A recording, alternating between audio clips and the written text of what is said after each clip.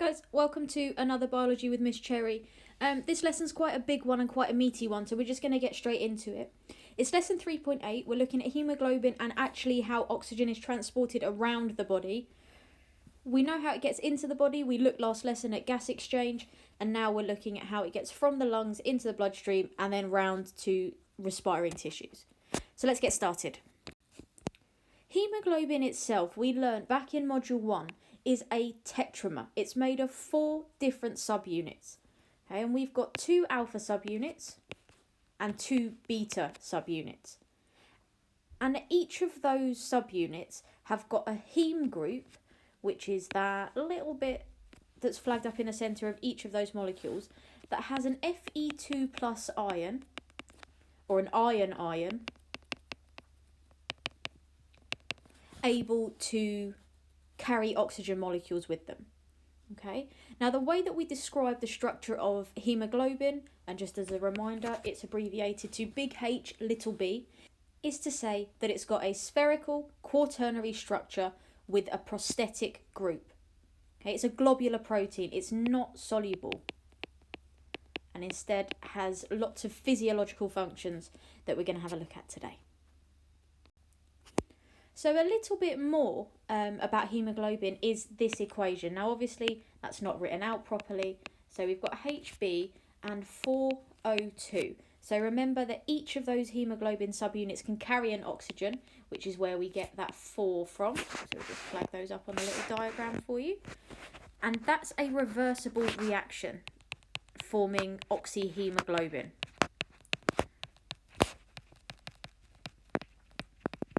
And what that means is that if there's lots of oxygen, haemoglobin can bind it and form that oxyhaemoglobin.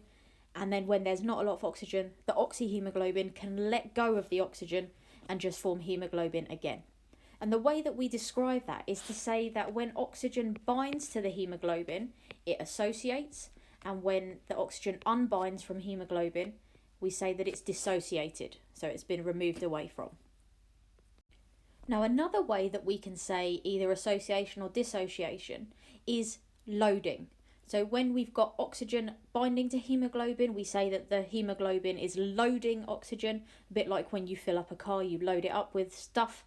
And likewise, when you take stuff out of the car, you are unloading. So when haemoglobin releases its oxygen, it's unloading. Where will each of these processes occur? So where does haemoglobin load oxygen and where does haemoglobin unload oxygen? I'm hopeful that this was quite a straightforward answer.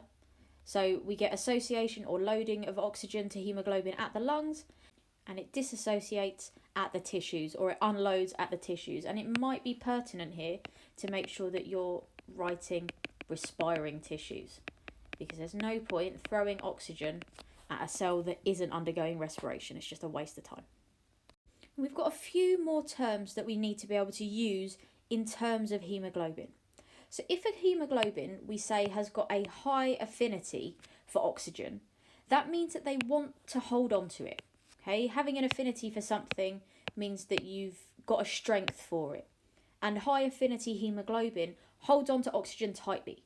So in that, they are able to take up the oxygen easily, but they're reluctant to let it go. So they release it really, really slowly. Sometimes though, haemoglobin can have a low affinity for oxygen as well. And this is the case where it doesn't really want the oxygen anymore. So it takes it up slowly, but it gets rid of it super duper quick. I know this is quite an abstract concept for now. It's going to make a little bit more sense in a second once we start looking at the process of oxygen moving around the body, so bear with me. But where might you want to release oxygen quickly? Why might we want low affinity oxygen? Hopefully, again, using your knowledge, I'm hopeful for lots of things, and I hope that this is quite understandable so far, so you'll have to let me know if it isn't. We should recognise that we want to release oxygen at the respiring tissues. Okay, so we're looking for low affinity oxygen or low affinity haemoglobin there. Okay, now we're going to start taking a look at the process using those terms that we've looked at. So we've looked at haemoglobin loading, unloading, association, dissociation, high affinity and low affinity, and we know a little bit more about the structure of haemoglobin than we did at the beginning. Now we know from GCSE that haemoglobin is there to transport oxygen. It's there to carry oxygen in its heme groups like a little backpack and tootle them around the body. And it's got to do this in two separate ways. So the first way is to make sure that our oxygen is readily able to associate with the haemoglobin at the site of gas exchange. So in the alveoli, we need our haemoglobin to be ready to take on all of that oxygen. As well as this, we need the haemoglobin to be able to let go of oxygen where it's needed, the tissues, and specifically those respiring tissues that we've spoken about. And the way that the haemoglobin does it is through a special property that it's got called conformational binding. And this is where haemoglobin is able to change its shape depending on what's around it. So if there's lots of oxygen around a haemoglobin, it's quite compact, it sort of just holds on to the oxygen. Whereas if it's surrounded by carbon dioxide in maybe an acidic tissue, the haemoglobin sort of becomes a little bit looser. It means that the oxygen can be dissociated or lost a little bit more easily. So now I'd like you to have a go at filling this table out. I'll tell you what kind of words I need. So for oxygen concentration and carbon dioxide concentration and affinity, I need high or low, and then O2 loading or unloading for the result. So spend a couple of minutes drawing your table out and then filling it out just to summarise what we've done so far. So pause for a couple of minutes and then play again when you're ready to go through the answers. So this is what your table should look like. We've got at the gas exchange surface, we know we're talking about things like the alveoli, that we've got a high oxygen concentration, we're breathing it in, but the carbon dioxide concentration is low, and as a result, the haemoglobin has got a high affinity for oxygen, and oxygen is loaded or associated to the haemoglobin. Conversely, at respiring tissues, maybe things like muscles, we've got a low oxygen concentration because it's been used up, but a high concentration of carbon dioxide. And that results in a low affinity of the haemoglobin for oxygen and lets go of it and enables it to move into the tissues. So here we've got a little exam tip just before we move on any further. Remember that any proteins that have a small mutation or a change in the primary structure will cause changes in the tertiary and the quaternary structure of the protein.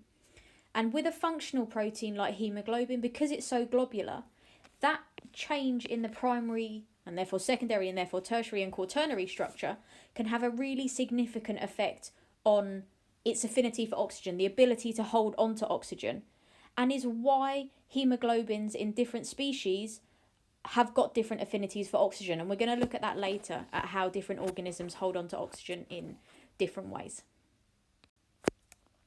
So before we move any further, I'm going to have a little pit stop, going to let you have a think and a breather. Describe for me the quaternary structure of haemoglobin, and when the body is at rest, only 1 out of 4 of the oxygen molecules bound to haemoglobin is released at respiring tissues. Explain why this could be a benefit when the organism becomes more active. Pause. We've got 5 marks of stuff there. Spend about 6 minutes or 7 minutes answering these questions, and then on the next slide we'll go through the answers. So for question 1, the structure of haemoglobin, you should have said that we've got alpha and beta chains, or 2 different types of polypeptides, or 2 alpha and 2 beta chains, joined together to form that spherical quaternary structure.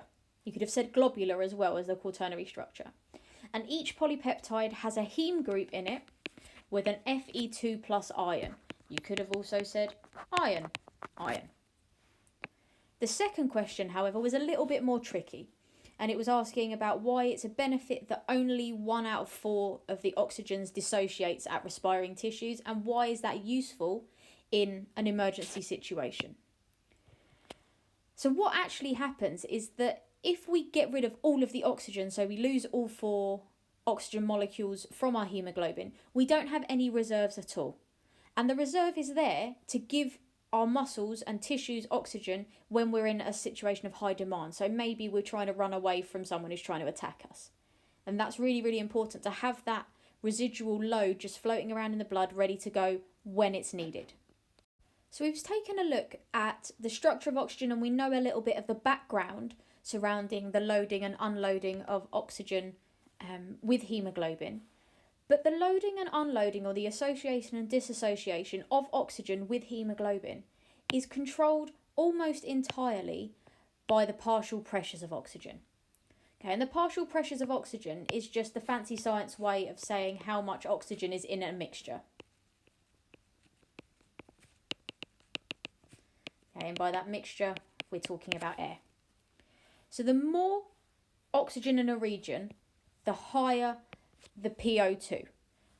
Okay, so increased PO2. So P stands for partial pressure.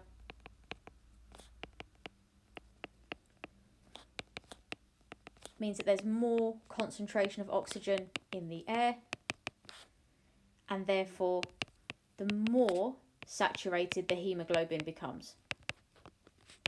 And by saturated, I mean it's able to carry more oxygen on it. It's because there's more available, it's able to hold on to a bit more.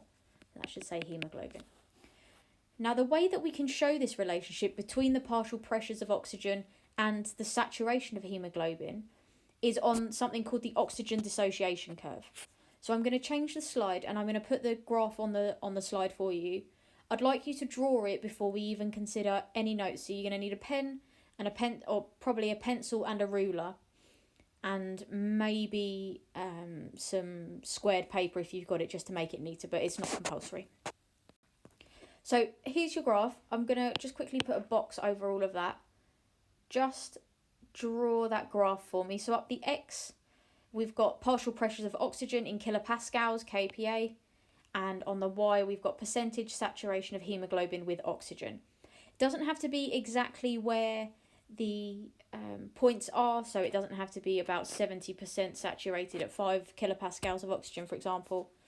But I'm going to stop talking for a second. You can pause here as well and play again once you've got this diagram, because we're going to label it. So it's going to need to be in the middle of a bit of space. Okay, cool. Hopefully we've got that graph drawn out. Now, we're going to go through from the very bottom, so low partial pressures of oxygen or low oxygen concentrations, up to the highest oxygen concentrations, and see how this affects our loading of haemoglobin with oxygen. So the first thing to notice is that this graph is an S shape. It's not a nice straight line. And before we go any further, can you please make sure that your graph shows that curve? Okay, so it drops in at the bottom where I've drawn that first blue arrow, and then it scoops out at the top and plateaus off almost a little bit at the very top. It's not an aggressive S shape. It's quite a shallow S, but it's still a curve nonetheless. And what we can see from this graph is that at a low partial pressure of oxygen, so around 0 to maybe 1 kilopascals, haemoglobin makes it really difficult for oxygen to bind. Okay, and that's because if I draw haemoglobin as little blobs, so we've got our 2 alpha subunits and 2 beta subunits, and they've all got that little heme group in there. At low pressures of oxygen, those 4 subunits are really tightly packed together. They're all squished. Okay, that quaternary structure is held really tightly. We've got all of the bonds going on between the R groups. At this point, we can see that there's only a little bit of oxygen, so a very small percentage, maybe 5% or so, able to bind. And don't get bogged down about that number. So don't worry about making a note about 5%. It's just to draw attention to the fact that only a very small amount of oxygen is able to bind. We can see from the graph that this changes throughout the partial pressures of oxygen increasing, and so in turn, hopefully this will make a little bit more sense. But for now, at low oxygen, haemoglobin is tightly packed together and oxygen is unable to bind very well. If we carry on moving slightly further up, as the partial pressure of oxygen starts to increase, the first oxygen molecule combines to one of the subunits on haemoglobin. So we'll start again with our little diagram, and I'm going to say that the oxygen is bound to this one. Okay, so this green blob is oxygen. Now what that does when that oxygen binds is it starts to open up the haemoglobin structure a little bit. So if you imagine it, if you're in a little bit of a grump, you're all tightly packed, like, I don't want to touch anyone, I don't want to hug anyone. And then your first friend comes and gives you a hug, and you sort of hug them quite close, but you've still opened up a little bit. And that's what happens with this haemoglobin. It opens up the structure ever so slightly. But what that does is it means that all of the other subunits are able to bind an oxygen molecule a little bit more easily.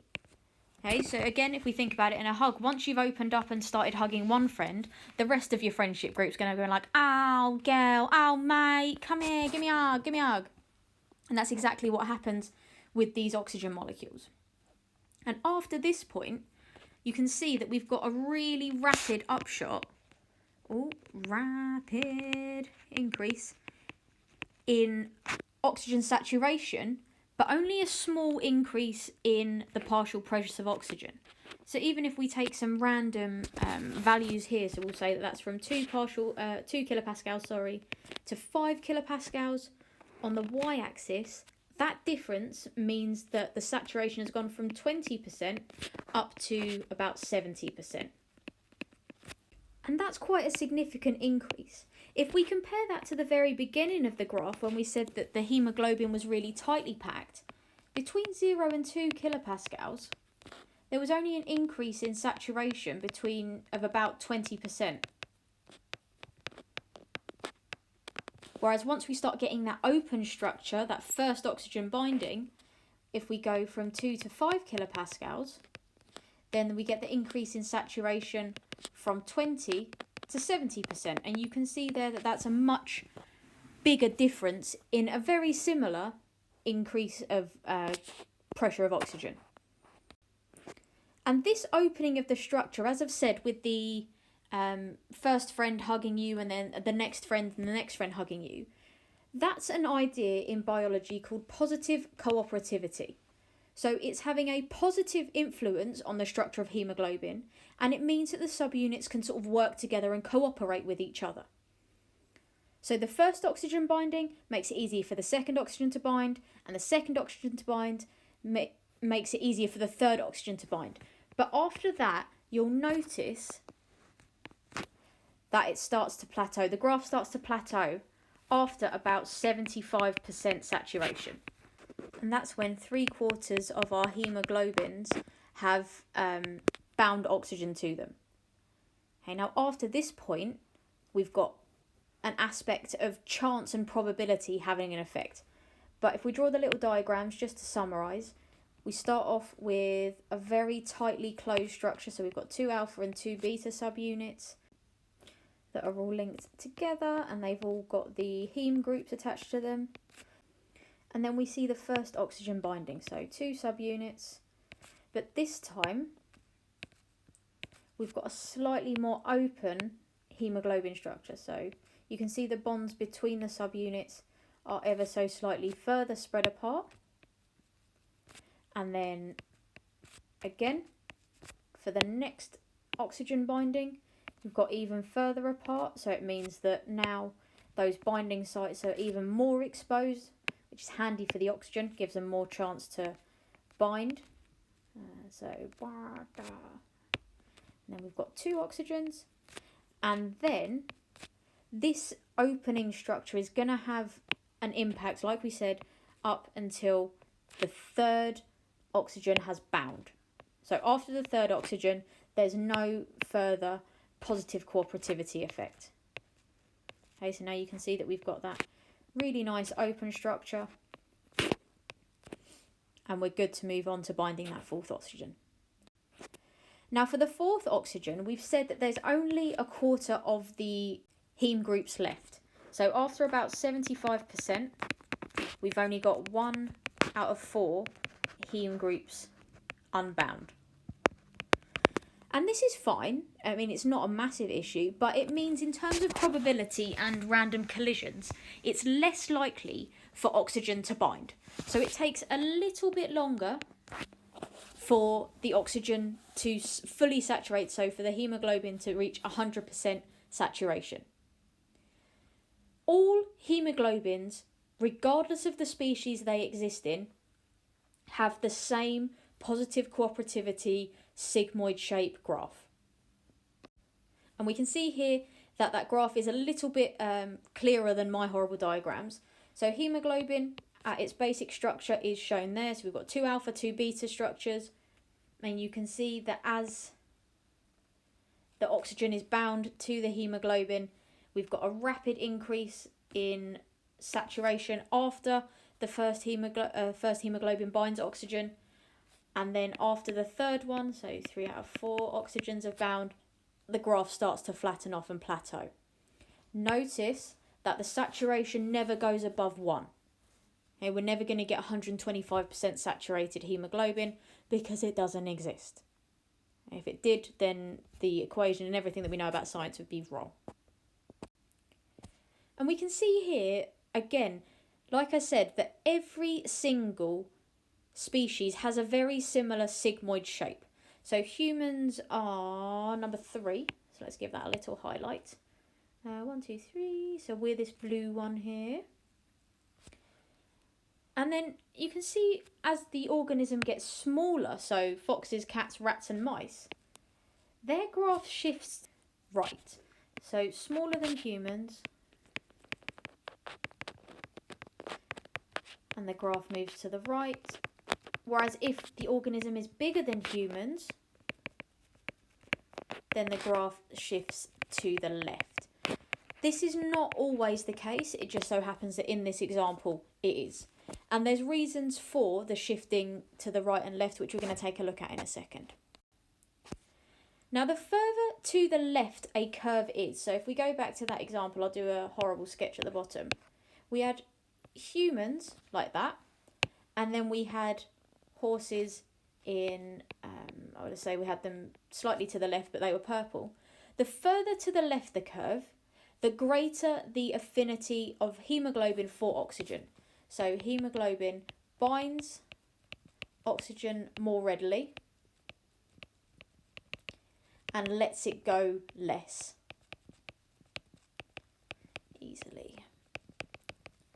Okay, conversely, if we've got an organism that's got a curve shifted over to the right, then we've got a lower affinity, and that means that haemoglobin binds oxygen weakly and lets go of it easily. Okay, so remember, greater affinity means that we want to hold on to it tight, we want to take it in quickly and not let it go. And low affinity means that we're not bothered about it. It's difficult for it to bind to us, and we're going to try and let go of it as soon as we can. So using that information, you can use this screenshot as well. Have a go at these tasks. The answers are in the back of your books. I can't remember what page this is on for the life of me. I think about page 150. So there's 1, 2, 3, 4, 5, 6, 7, 8 questions. Some of them are quite small, but use the information from the previous slide, so the exam hint, and the stem of this question. So the stem is all of the stuff that comes before the questions themselves. And have a go at answering these and self-assess using the stuff at the back of the book. Now, the final thing we're going to look at is how carbon dioxide affects the affinity of haemoglobin for oxygen. And that is very basic. Carbon dioxide reduces the amount of oxygen, or the amount that haemoglobin can hold on to oxygen. And we can see this from the graph, where the high blood partial pressures of carbon dioxide shift the graph to the right. Okay, so remember that right means that we've got a lower affinity. And this makes it harder for oxygen to bind to the haemoglobin. So the more carbon dioxide we've got in an area, the easier the haemoglobin is going to let go. And let's summarise that at the bottom. More CO2 equals reduced haemoglobin affinity, which means that we can reduce the hold of oxygen. And that means that we can let it go. And as we know, this is going to be really useful at the respiring tissues, because we just want to be able to get that oxygen into the tissue ready to be used. And this whole situation with carbon dioxide is called the Bohr shift. And it's to do with the way that the carbon dioxide affects the 3D structure of haemoglobin itself. So let's take a look at that in a little bit more detail, because I know you're really interested. So at the lungs, we've got a low partial pressure of carbon dioxide. We're excreting it, we're exhaling it, it's being removed. And because of that, we can see on the graph that the graph of oxygen affinity has shifted to the left. So the black line is the normal one. And when there's low blood carbon dioxide levels, so at the lungs, the graph shifts to the left, and that means that oxygen is able to associate with it, to hold on tightly. Okay, and the haemoglobin is now what we call loaded or associated with oxygen, and it's able to tootle around the blood. When we get to the tissues, as we've said, we've got a high partial pressure of carbon dioxide because we've got respiration happening. And what that means is that the haemoglobin is going to want to get rid of the oxygen. So the graph shifts itself to the right. And oxygen is able to dissociate and enable the haemoglobin to become unsaturated or deoxygenated now. So using everything that we've done, I'd like you to try and put these 5 statements in the correct order. I'm going to give you the first one, just so you know where you're starting with, and then hopefully the rest should sort of fall into place. So the first statement that you need to start with is this one. Okay, carbon dioxide is constantly being removed from the gas exchange surface, and by that we mean the alveoli, causing a slightly increased pH at that region. So remember, by increase in pH, we're talking about slightly more alkaline. But only a little bit. Not significantly, only a little bit. But use that as your starting point and then carry on and see if you can sort them all out. So pause, it should take you a few minutes, and play again when you're ready. So here we are. Here's the answers. Carbon dioxide is constantly being removed from the gas exchange surface, causing a slightly increased pH. We said that. Then this increased pH causes haemoglobin to change shape. And that means that it can load oxygen more easily. It can hold on to it. It can get it all in nice and quickly. The increased affinity also means that oxygen stays bound to haemoglobin when it's travelling around in the blood. So actually that more alkaline pH is a benefit to get the oxygen to move nice and quickly round with the haemoglobin. At respiring tissues, however, high carbon dioxide levels makes the pH slightly acidic, and it forms something called carbonic acid, or H2CO3.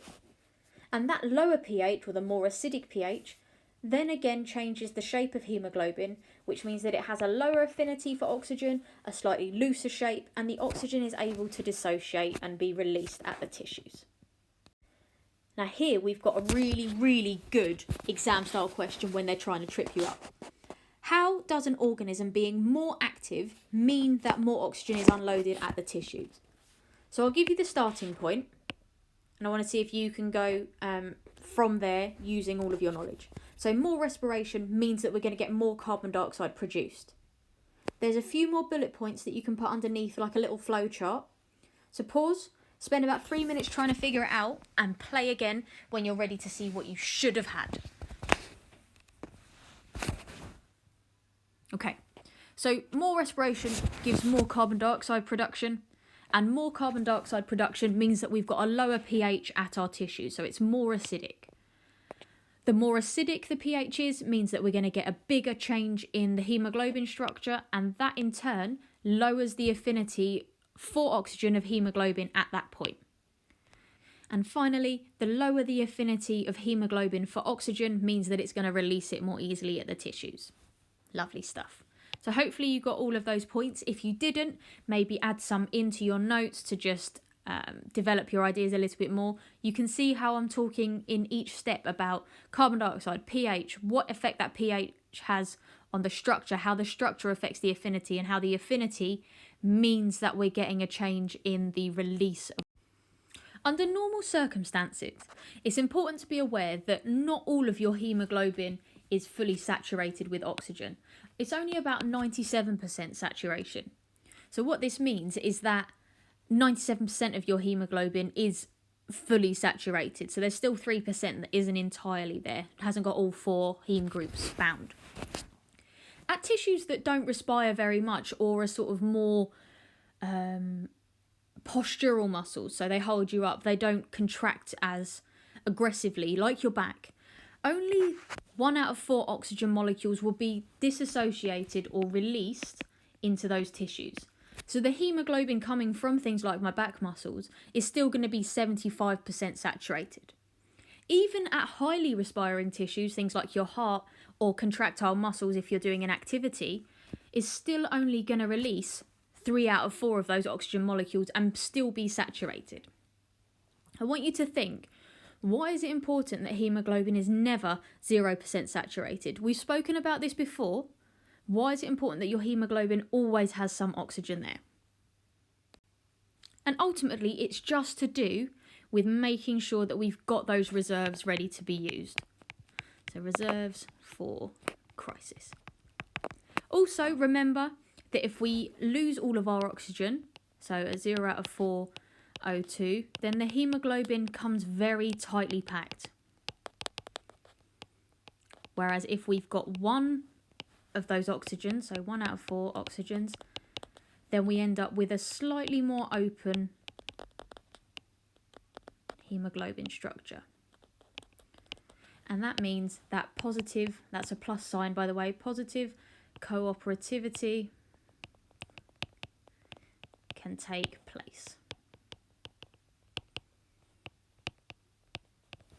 Wonderful. So now we're going to take a look at how hemoglobin is binding or associating oxygen in different organisms, and we're going to focus on the key exam example. And that example is the lugworm. They bloomin' love the lugworms in the exams. They love all of those grim things that live in the sea, but this is a type of worm that lives in the sand. So it's covered over constantly with salt water, and sometimes the salt water fills its burrows and sometimes it's dry. So looking at the graph, how has the hemoglobin evolved to be adapted to those low oxygen conditions? Look at where the shape of the graph is and what that means for it. And what we should see is that the lugworm has a high affinity for oxygen. Okay, the graph has shifted itself to the left. So remember, to the left, it loves the oxygen and it has a high affinity for it, which means that it can hold onto the oxygen really tightly for when it's got an absence of oxygen conditions. Maybe it's just waterlogged or something like that. And the idea with these lugworms is actually not that they're getting the oxygen from the air, they're extracting the oxygen from the seawater. So as the tide goes in and out, obviously the amount of water covering the burrow is going to change. And when the water is over the burrow, it means that the lugworms can extract lots and lots of oxygen from the water itself. And then when the tide goes back out or it comes away from the shore and the lugworm burrows are exposed, they're able to hold on to that oxygen really, really tightly. And again, important to recall that the graph has shifted all the way over to the left and it's got a really, really high affinity for oxygen. It's your turn again to do something. I'm done talking for a little bit. Have a go at the How Science Works activity counts activity on page 106, and when you're ready to go for the answers, mark them using the back of the book. So we're going to finish off, as per usual, with some exam questions. Most species of tubifex worms live at the bottom of ponds, lakes and rivers where the partial pressure of oxygen is low. Pollution of water by sewage can cause the partial pressure of oxygen to fall below 0.2 kPa. Figure 3 shows the oxyhemoglobin dissociation curve for a species of tubifex worm found in river polluted with sewage. The species of tubifex worm in the figure 3 has 50% saturation of their hemoglobin with oxygen at 0.08 kPa. Explain how this enables the species to survive in water polluted with sewage. So I want you to pause now, read through that stem again, think about why they told you that it's got 50% saturation as 0.08 kPa, and it's 2 marks, so you've got 3 minutes, pause and play again when you're ready. Next question, describe the role of hemoglobin in supplying oxygen to tissues of the body. Describe the role of haemoglobin. Not explain how, describe the role for it. What is it there for? 2 minutes, 3 marks. Pause and play again when you're ready. Again. Question 3. Use the information in figure 2 to find the difference in the percentage saturation of haemoglobin with oxygen between a healthy person and a person with anemia at a partial pressure of 4 kilopascals. So you might want to pause here and full screen the video if you haven't got it full screen already, just to look at the graphs a little bit more easily. It's only 1 mark, so you're just finding the percentage difference or the percentage saturation difference. No calculations needed for this one. And then finally, explain the advantage to a person with anemia of the change shown in the oxygen dissociation curve. So if you don't know what anemia is, you might want to spend a couple of minutes looking up what it means and why it's important that the graph is where it is compared to a normal healthy person. So the first question was that why is it important that it's 50% saturated at 0.08 kilopascals? And that's because it's got a high saturation rate below that 0.2 kilopascals that it said about in the sewage water. And that oxygen can therefore be used for respiration. Question 2 was about the role of haemoglobin. So we're looking at oxyhemoglobin formed, or the haemoglobin is loaded with oxygen in the lungs, and then it unloads it at the tissues or in the respiring tissues or something like that.